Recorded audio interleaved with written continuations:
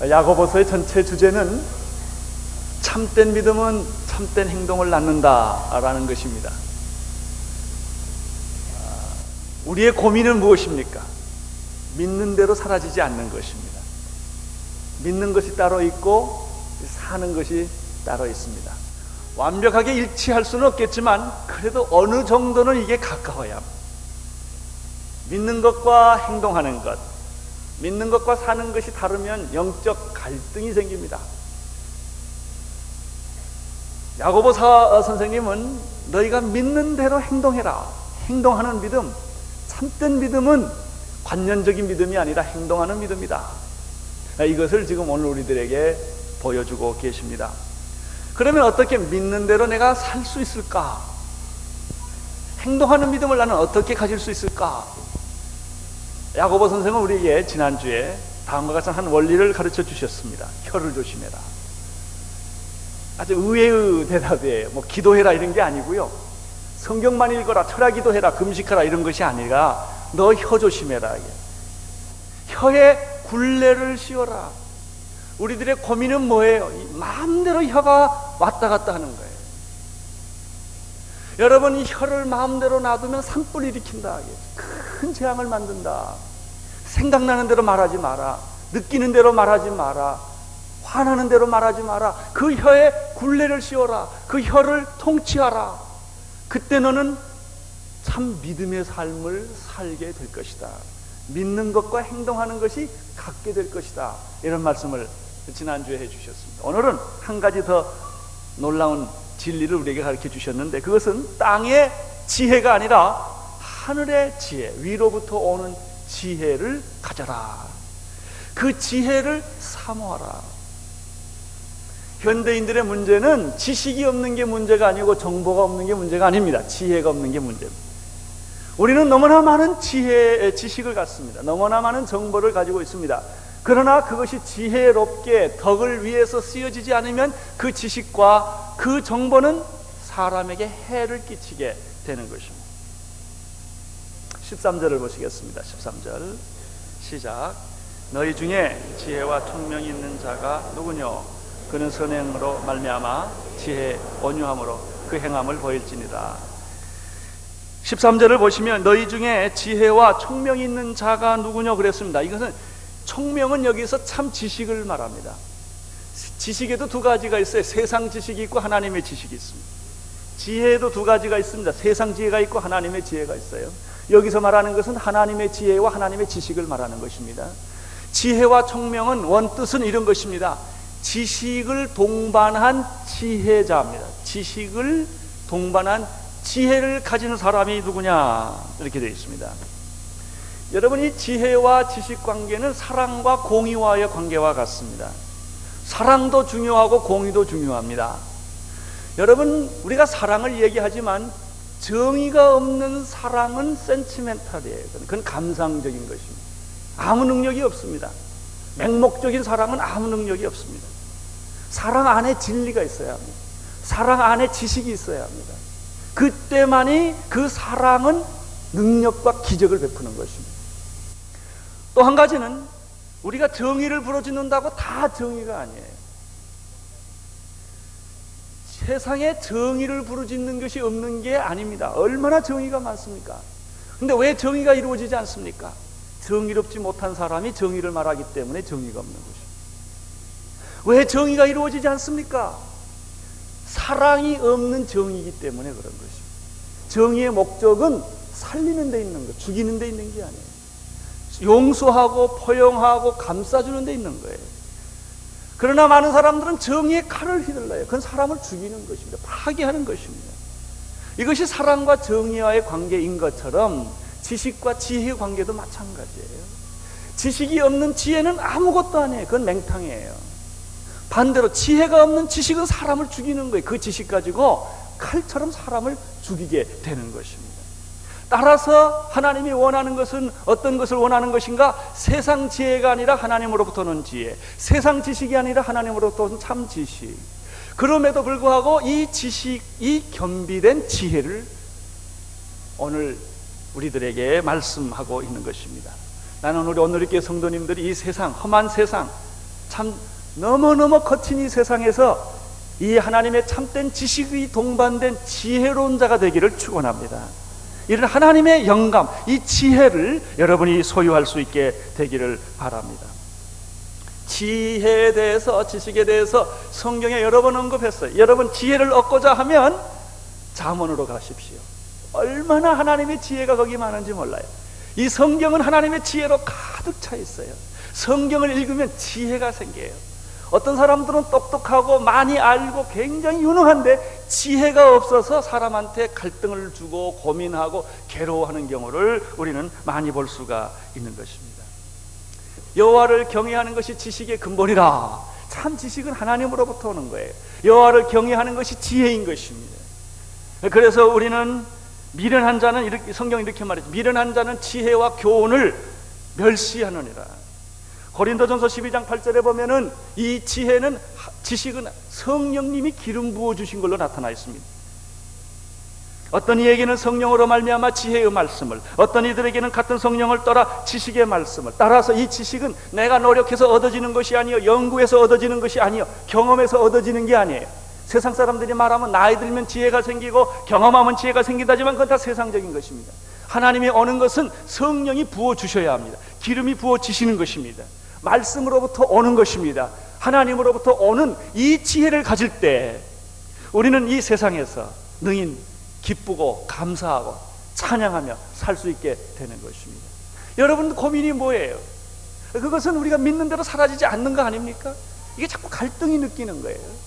여러분 지혜를 얻으십시오. 하나님의 지혜, 성령의 지혜를 얻으십시오. 그렇게 되면은 이 험한 세상에서, 죄가 많은 세상에서 성령님이 원하는 대로, 하나님이 원하는 대로 지혜롭게 사는 축복을 받게 되는 것입니다. 오늘 13절에 보면 지혜에 대한 몇 가지 특징, 속성들을 발견하게 됩니다. 13절을 한번 다시 보시기를 바랍니다. 13절 시작. 너희 중에 지혜와 총명 있는 자가 누구뇨? 그는 선행으로 말미암아 지혜 온유함으로 그 행함을 보내. 하나님이 주시는 지혜, 하나님의 주시는 이 지혜의 첫 번째 특징은 지혜의 뭐라고 그랬습니까? 온유함이라는 표현을 썼습니다. 지혜는 온유합니다. 하나님이 주시는 지혜는 온유함. 어떤 사람들은 굉장히 똑똑한 사람이 있어요. 그런데 온유하지 않아요. 우리는 세상에서 이 지혜를 가리켜 꾀가 많다, 술수를 잘 쓴다, 묘가 있다, 노하우가 있다 이런 말로 씁니다. 남이 모르는 걸 잘 아는 거예요. 지혜로운 사람은 가까운 지름길을 아는 것이죠. 그러나 그 지혜가 온유하냐 하는 거예요. 여러분들이 어떤 사람 굉장히 노련하고 노하우가 많고 지혜로운 사람을 가만히 보세요. 온유한가? 온유하지 않는 것은 하나님으로부터 온 게 아니에요. 교활하고 시끄럽고 싸납고 남을 무섭게 만들고 억압하고, 어떤 사람들은 자기가 가지고 있는 지식을 남을 겁을 주는 사람이에요. 이건 하나님으로부터 온 것이 아닌 것입니다. 하나님으로부터 오는 지혜는 온유한 것입니다. 혈기를 부리지 않습니다. 오만하지 않습니다. 자랑하지 않습니다. 하나님으로부터 오는 그 지혜는, 지혜를 가진 사람들은 언제나 겸손한 것입니다. 또 한 가지 특징이 있습니다. 13절을 보십시오. 거기 보면 무엇으로 말미암아? 선행으로 말미암아. 하나님으로부터 오는 지혜는 선한 것입니다. 동기가 선한 것입니다. 결과가 선한 것입니다. 이것은 하나님으로부터 온 것입니다. 아무리 똑똑하고 지혜롭고 아무리 수가 많고 아무리 노하우가 많아도 그 동기가 나쁜 것은 하나님으로부터 온 게 아니에요. 사람을 살리기 위하여, 축복하기 위하여, 도와주기 위하여, 그 사람들에게 이 모든 축복을 나누어 주기 위한 동기가 아닌 것은 하나님으로부터 온 지혜가 아니라는 것입니다. 나는 여러분들의 지혜가 온유하기를 바랍니다. 나는 여러분들의 충고와 그런 지혜들이 사람을 살리는, 도와주는 선행이 있는 그런 지혜로 가득 차기를 축원합니다. 13절을 다시 보면 선행으로 말미암아 지혜의 온유함으로, 그 다음에 뭐라고 그랬죠? 그 행함을 보일지니라. 세 번째, 지혜는 행동합니다. 행동하지 않는 지혜는 지혜가 아닌 것입니다. 참 지혜는 행동을 하게 되어 있습니다. 참 믿음은 행동하게 되어 있어요. 머릿속으로, 마음속으로, 생각 속으로만 있는 것은 믿음이 아니에요. 그 믿음은 열매를 맺어야 되는 것이죠. 그 믿음은 행동으로 나타나는 것입니다. 이것이 하나님으로부터 오는 지혜요, 위로부터 나오는 지혜입니다. 야고보 선생은 이것과 반대되는 지혜에 대한 이야기를 하고 있습니다. 14절을 보시기를 바랍니다. 14절 시작.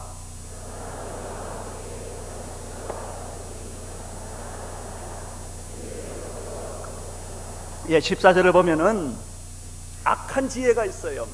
좋지 않는 지혜가 있어요. 하나님의 지혜가 아닌 것이 있습니다. 그것은 시기심으로 오는 거예요. 시기심. 여러분, 어떤 사람은 항상 자기는 남하고 이겨야 되는 사람이 있어요. 밑에 들어가면 속상해서 못 살아요.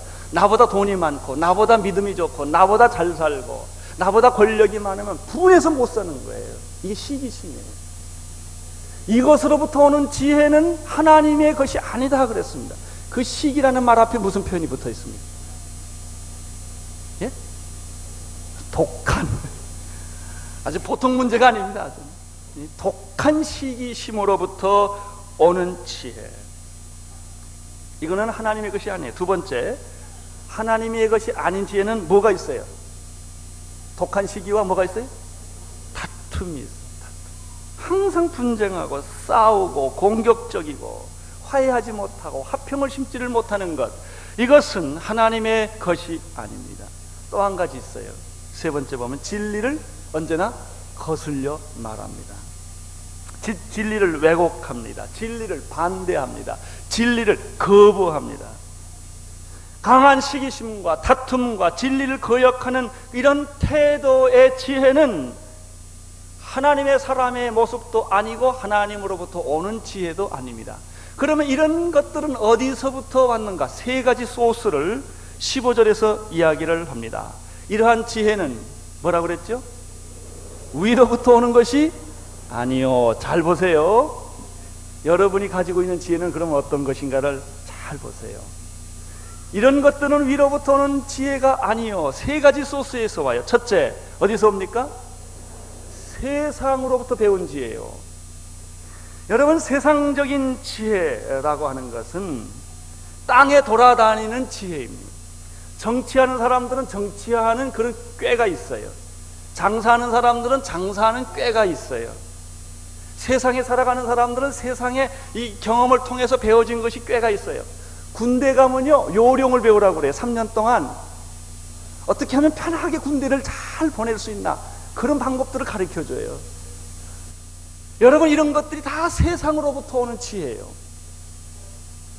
우리들은 전부 이런 데서부터 지혜를 많이 배우고 여기까지 살아온 거예요. 세상적이란 말은 무슨 말일까요? 물질적이란 말이에요. 세상적이란 말은 뭘까요? 권력 중심이란 말이에요.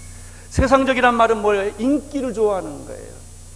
어떻게 하면 인기를 얻을 수가 있는가? 어떻게 하면 권력을 가질 수가 있는가? 어떻게 하면 물질을 더 많이 가질 수가 있겠는가? 어떻게 하면 세상과 짝해서 세상적인 방법대로 내가 성공할 수 있겠는가? 거기서 지혜를 배우라는 거예요. 그렇게 복잡하게 가지 말고 수단과 방법을 통해서 쉽게 가라는 거예요. 급행료 내고 가라는 거예요.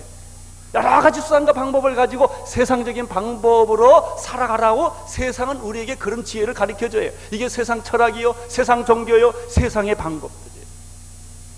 이렇게 나오는 게 하나 있고, 두 번째는 무슨 소스가 있습니까? 두 번째, 세상적이요. 두 번째는 정욕적이요. 본능에서부터, 인간의 본능에서부터 오는 지혜가 있어요. 여러분, 정욕적이라는 말은 무슨 뜻일까요? 본능적이라는 말은 무슨 뜻일까요? 그것은 자기 중심적이에요. 자기를 이롭게 하는 이기적인 본능이에요. 자기 인간의 본능이라는 것은 남을 생각하지 않습니다. 자기를 생각합니다. 인간의 본능이라는 것은 쾌락적이에요. 어떻게 하면 좀 더 쾌락을 누릴 수 있을까? 어떤 사람들을 보면 말이죠, 악을 저지르는데 그렇게 머리가 잘 돌아가는 사람, 상상을 초월해. 좋은 일을 하라고 그러면 맹해. 이게 안 돌아가. 근데 나쁜 짓 하고 남은 죽이는 데는 머리가 그렇게 잘 돌아가는 거예요. 그렇게 잘 돌아간 사람이 제일 많이 모이는 데가 교도소예요. 머리 나쁜 사람 거기 못 가요. 이 머리 좋고 나쁜 게 중요하지 않아요.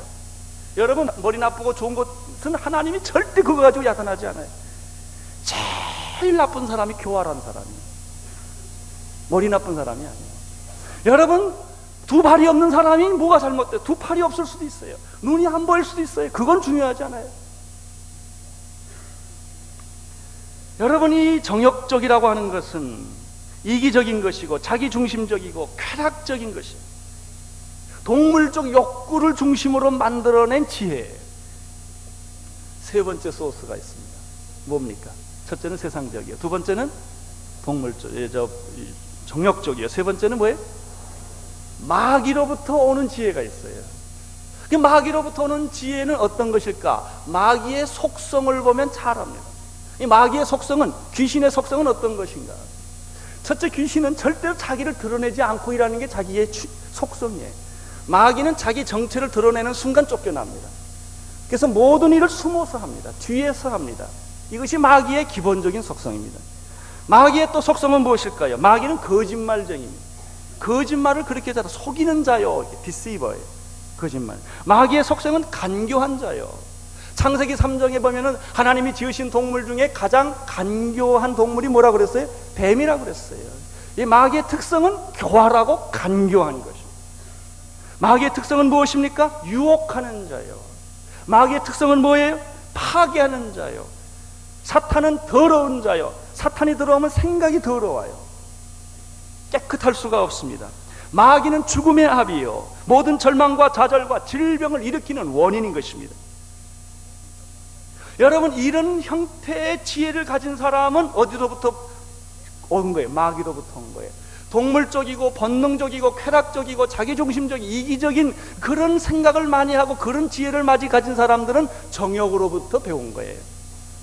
물질적이고 세속적이고 권력지향적이고 그리고 인기중심적인 그런 생각을 가지고 있는 것은 세상에서부터 배운 거예요. 그러니까 지혜가 세 가지 소스에서 나오는 것을 알 수가 있습니다. 세상으로부터, 두 번째는 정욕으로부터, 세 번째는 마귀로부터. 이런 정욕적이고 마귀적이고 이런 세속적인 그런 지혜, 그런 세상의 지혜를 가진 사람은 시기심이 많다, 잘 싸운다, 진리를 배반한다, 이렇게 되어 있습니다. 반대로 하나님으로부터 오는 지혜와 이것은 전혀 다른 것이다. 사랑하는 성도 여러분, 우리는 천국에서 살거나 기도원에 사는 게 아니라 세상에 살기 때문에 우리는 세속적으로 또 내 육신의 본능적으로 마귀로부터 이런 유혹을 날마다 받지 않을 수가 없는 그런 위치에 있습니다. 그러면 여러분이 지금 예수 믿고 잘 살지만 여러분은 누구의 영향을 많이 받았다고 생각하십니까? 마귀로부터 영향을 받았습니까? 본능으로부터 영향을 받았습니까? 세속으로 영향을 받았습니까? 아니면 성경으로부터 영향을 받았습니까? 오늘 하나님은 우리에게 이런 도전을 합니다. 내가 세상에서 살아갈 때 혀 조심해라. 두 번째, 세상의 지혜, 본능의 지혜, 이런 마귀로부터는 지혜를 이용해서 세상 살지 말고 하나님으로부터 얻는 지혜를 가지고 살아라, 이거예요. 그러면 하나님의 축복이 임한다. 근데 그렇게 살려면 너무 겁이 나요. 오리를 가자면 실리를 가고, 오른뼘 뺨은 왼뼘 뺨 내놔야 되고, 겉옷을 달라 그러면 속옷까지 다 줘야 되니 이거 어떻게 살면 됐습니까? 원수까지 사랑하라 그러니 그러면 우리는 패배자가 되는 것이 아닙니까? 놀라지 말고 두려워 말라. 내 말대로 살아라. 내 명령대로 살아라. 그러면 너는 장수하리라. 너는 축복을 받으리라. 너는 하나님께 영광을 돌리게 되리라 하는 것이 성경의 약속입니다.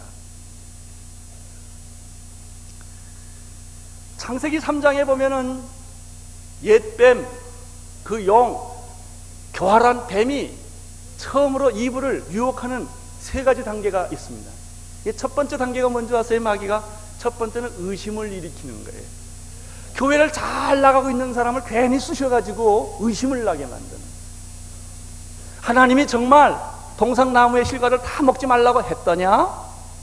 이렇게 말하지 않아요. 마귀는 하나님이 동상나무의 모든 실과를 먹지 말라는 것은 거짓말이야, 이렇게 안 옵니다. 마귀는 처음에 의심을 일으킵니다. 의심에서 성공을 하면 그 다음에 마귀는 어떤 방법을 씁니까? 하나님의 말씀에 그때 정면으로 배치를 하는 것입니다. 어떻게 배치를 합니까? 동산나무의 모든 실과를 먹을 수 있으나 선악과만은 먹지 말라고 그랬거든요. 그걸 먹는 날에는 너는 정령 죽으리라. 그런데 마귀가 뭐라 그래? 결단코 죽지 아니하리라 이러고 나와요. 이거는 누구한테 그런 줄 아세요? 첫 번째 꾀임에 넘어간 사람에겐 두 번째 공격을 합니다. 세 번째는 어떻게 합니까? 거짓 환상을 줍니다. 왜 하나님이 너보고 선악과를 먹지 말라고 했느냐? 하나님이 질투가 많으셔서 내가 먹으면 하나님처럼 될 걸 아시기 때문에 못 먹게 한 것이다. 내가 이 선악과를 먹으면 너는 눈을 열어서 하나님처럼 될 것이다. 거짓 환상을 주는 거예요. 이것이 마귀가 주는 세 단계인 것입니다. 16절을 보십시오. 시작.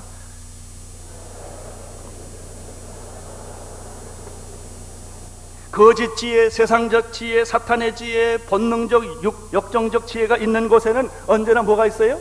시기와 다툼이 있는 거예요. 하나님이 주시는 지혜는 다툼이 없어요. 평안해요. 복잡하지가 않아요. 뭐가 시끄럽고 혼동돼 그런 것 같기도 하고 아닌 것 같기도 한 것은 다 문제가 있는 거예요.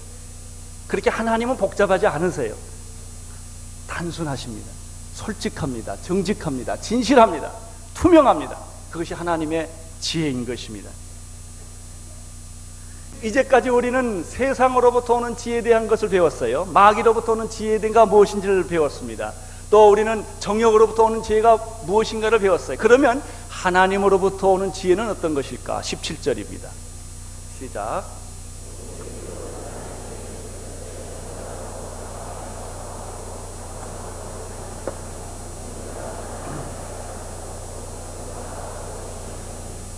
하나님으로부터 오는 지혜는 8가지 특징이 있습니다. 첫째는 뭡니까? 성결합니다. 거룩합니다. 투명합니다. 순수합니다. 나는 여러분의 지혜가 이렇게 순수하기를 바랍니다. 지혜는 맑은 샘물과 같은 것입니다. 지혜는 복잡하거나 수다스럽지를 않습니다. 수다스럽게 말 많이 하는 사람 항상 조심하십시오. 그렇게 지혜는 말을 많이 하는 게 아니에요. 몇 마디 중요한 말만 하는 것입니다.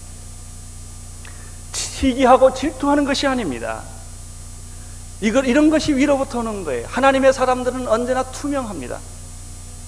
복잡한 사람이 아닙니다. 두 번째, 하나님으로부터 난 지혜는 두 번째 무엇입니까? 평화롭습니다. 평화를 심는 사람이요, 평화를 주는 사람이에요. 어떤 사람 만나면요 평화로운 사람이 있고요, 어떤 사람 만나면 불안한 사람이 있어요. 하나님으로부터 온 지혜를 가진 사람들은 어떻게 할까요? 평화스럽습니다. 이것이 여러분들이 구분하는 방법이에요. 나는 여러분들이 평화를 주는 사람이 되기를 바랍니다. 평화를 심는 사람이 되기를 바랍니다. 여러분, 불 지르는 사람이 되지 말고 불 끄는 사람이 되세요. 문제를 만드는 사람이 되지 말고 문제를 해결하는 사람이 되세요. 남에게 축복을 주는 사람이 되세요. 이게 지혜예요. 평화를 주는 사람이다. 세 번째, 하나님으로부터 난 지혜의 특징은 뭐예요? 관용이에요.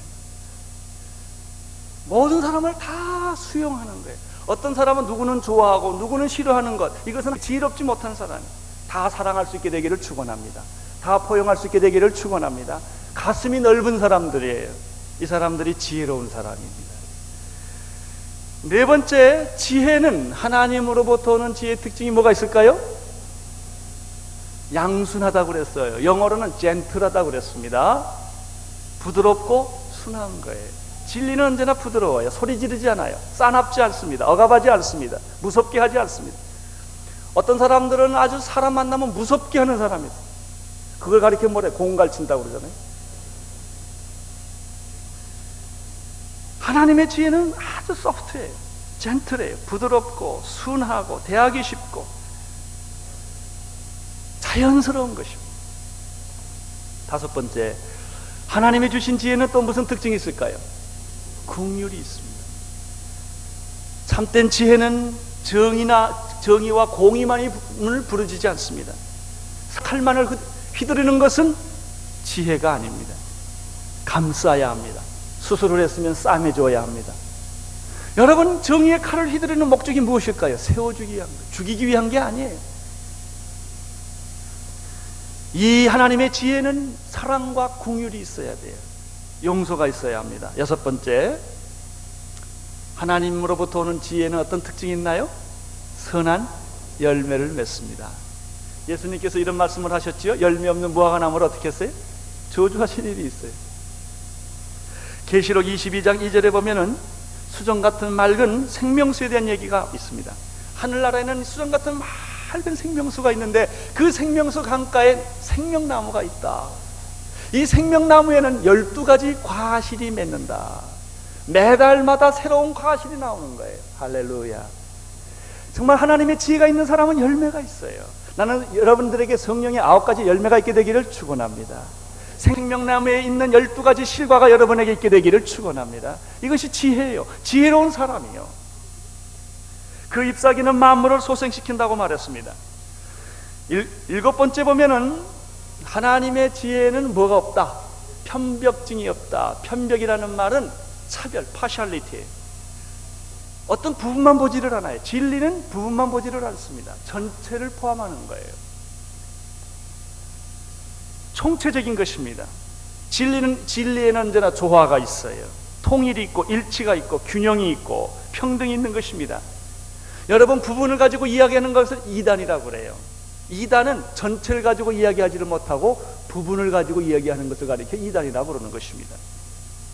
나는 여러분들이 가지고 있는 지혜가 총체적일 수 있게 되기를 바랍니다. 조화가 있고 일치가 있고 다양성이 있는 그런 축복이 있게 되기를 바랍니다. 8번째입니다. 거기 또 뭐라고 말씀하셨죠? 편벽과 무엇이 없나니? 하나님이 주시는 지혜는 거짓이 없어요. 지혜는 가면을 쓰지 않습니다. 세상 지혜는 가면을 써요.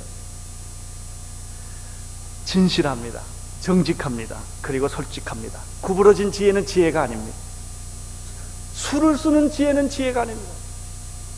여러분, 요즘 교회 안에서도 자꾸 수 쓰는 사람들이 있어요. 하나님은 수가 안 통합니다. 정직이 통합니다. 있는 대로 하는 거예요. 절대로 가감하는 걸 하나님이 기뻐하지 않으세요. 결론이 18절에 있습니다. 결론 시작. 하나님으로부터 오는 지혜는 평화를 심는 것입니다. 지혜의 목적은 평화를 심는 것입니다.